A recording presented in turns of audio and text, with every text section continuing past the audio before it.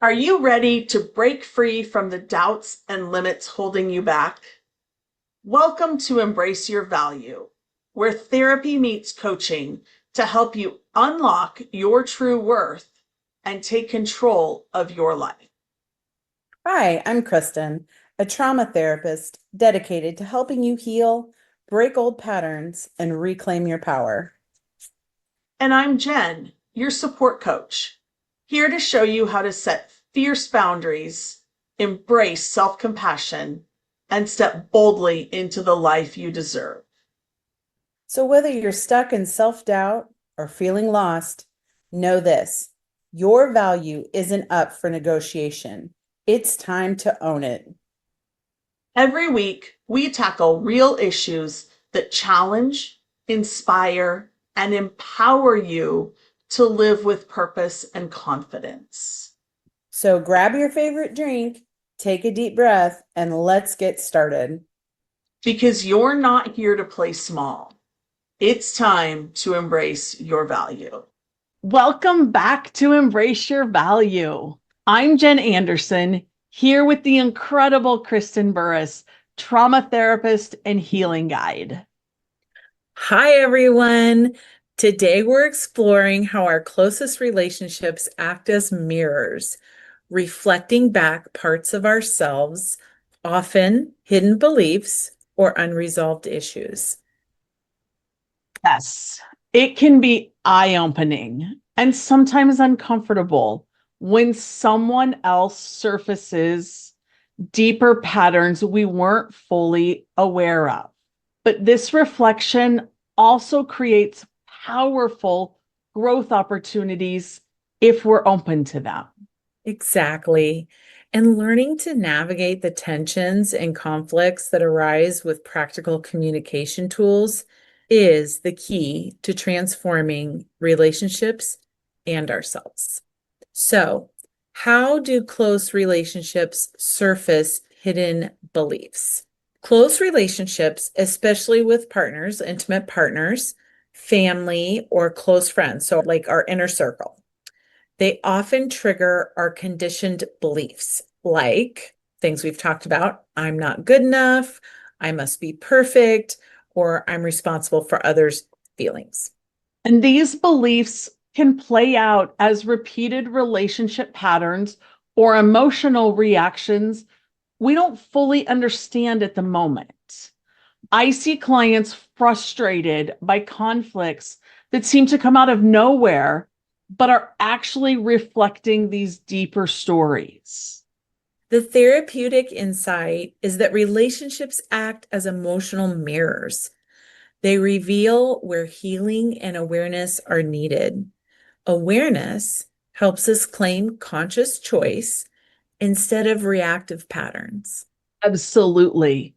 And something that I notice with clients all the time is that they will get frustrated about something that their spouse is doing or a good friend is doing.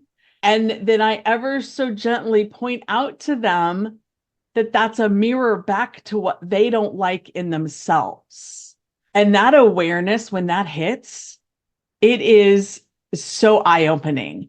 And it's not a criticism, it's just a place of curiosity, a place of wonder.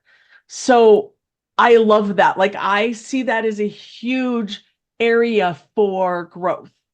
And I know that conflict often feels scary, but when it's seen through the right lenses, it can be an opening for meaningful self reflection and strengthening connection. Absolutely. Conflict is one of the hardest things to do in relationships. And I will add that a lot of times I'll talk to people about, is this an actual conflict or was this an anticipation of conflict that created this reaction in you? So we have to also discern, like, do I anticipate this is going to be a conflict? And so that feels scary. Or is this actually we're in a conflict? And then we have to get to a resolution. So conflict surfaces unmet needs, boundary violations, something we talk about a lot, or hidden beliefs. Holding space for the discomfort instead of avoiding it, fosters resilience, not only for yourself, but for your partner and for your relationship. 100%. I coach clients to reframe conflict as feedback, not failure. Questions like, what is this conflict teaching me about my needs or my triggers?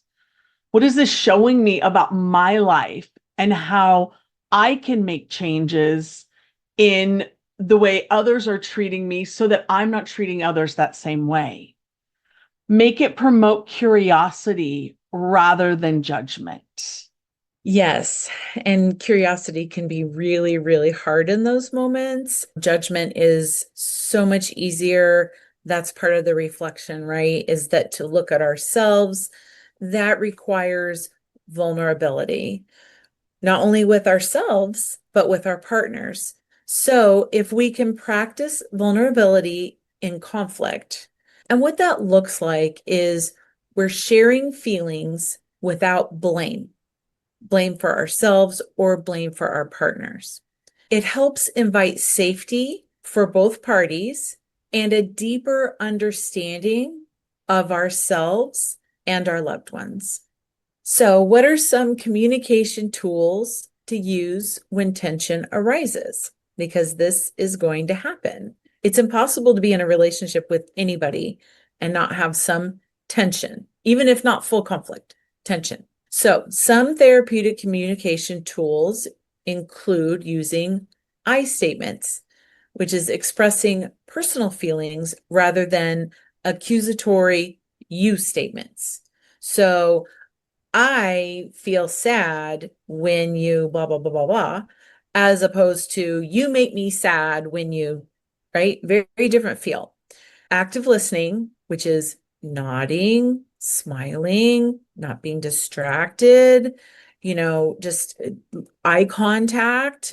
Because when we get in shame, a lot of times we'll try to hide. We won't pay attention to what's going on because we're in our own threat mode. We're in our own fight or flight. And so it's really hard to listen. So we have to practice active listening.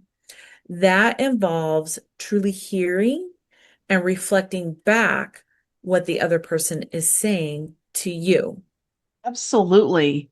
And from a coaching standpoint, I always have some practical steps that I recommend, which include pausing before responding to really evaluate what you want to say and to reply in a thoughtful way versus a reactive way.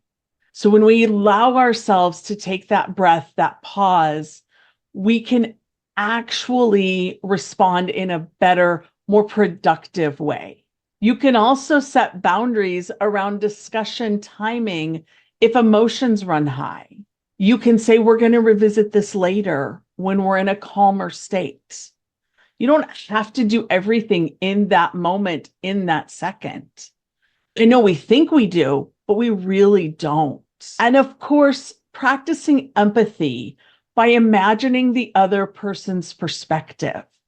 See their side of things. Don't always see it one-sided. Actually look through their lens and see what life might look like for them. Yes, I tell people exactly the same thing. So the pause is super, super important. And it's really, really hard when we're in a triggered place. And when someone is our mirror, they're the ones that are going to trigger us the most. So it is about just paying attention to your body, figuring out what your physical cues are for being in an anxious state and saying, okay, I need to take a breath. I need to calm down. I need to pause.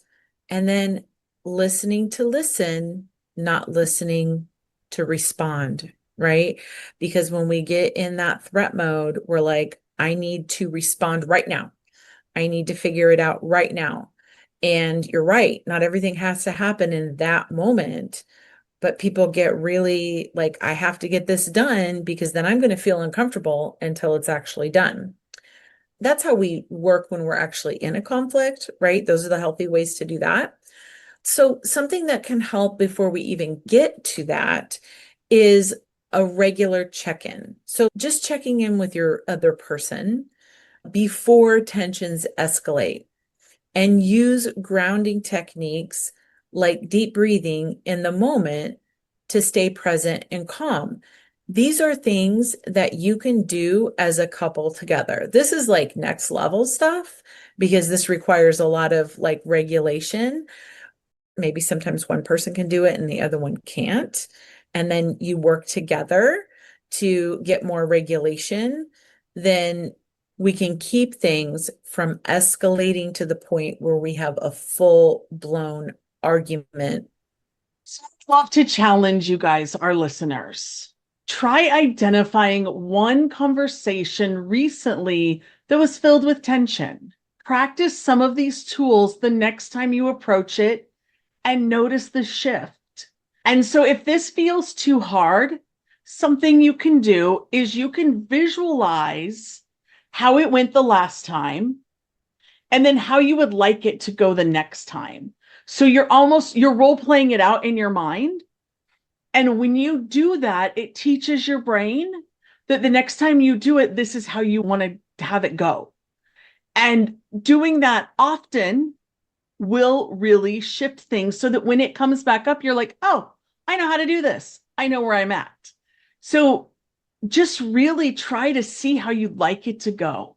Think of what happened and then think about how you, in as much detail as you can, how you'd like it to go.